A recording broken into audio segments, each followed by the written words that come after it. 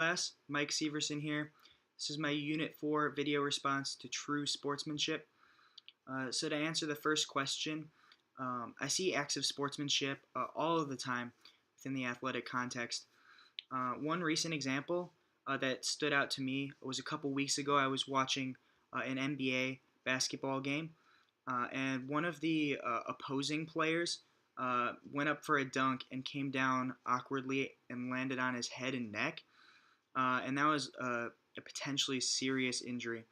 And so, in the next few moments during the on-court medical evaluation, not only did I see the opposing team circled up, down on a knee, praying for their fellow athlete, I also saw the crowd as a whole exhibit true sportsmanship.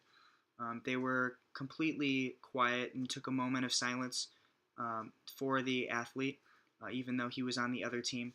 And and then thankfully the athlete was able to walk under his own power into the locker room for a concussion protocol evaluation. And when he did, they erupted into a prolonged applause in support of him. And I saw some of the opposing fans yelling encouraging words to him as he was walking into the locker room.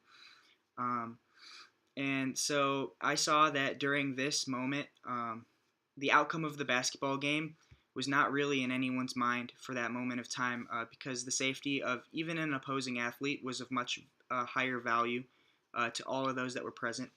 I would definitely say that these actions reflect the message of Luke 6:31, to do unto others as you'd have them do to you.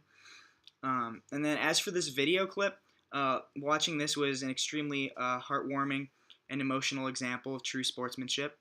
It goes to show that even the most passionate and competitive of athletes can understand that there are certain moments that transcend the desire to win. And I think in this moment, by Demetrius losing, it really did make him the true champion for understanding that truth. In response to the insight that strength doesn't come from the gym, it comes from the soul, I would say that I partially agree with this. I break down strength into three different types: physical strength, mental, and spiritual strength. I would definitely argue that physical strength is a product of the gym. And I would say that the mental and spiritual forms of strength are built on an inward interpretation of what the athlete's purpose is to do.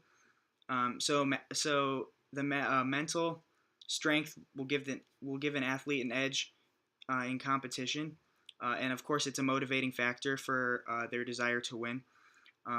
But I think the spiritual strength is more like the moral compass with which an athlete values others in a way that goes beyond competition.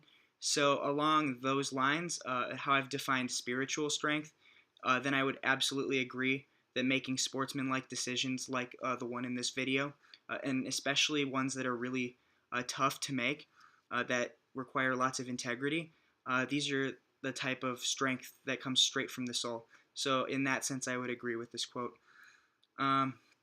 Looking forward to listening to your responses as well, and take care.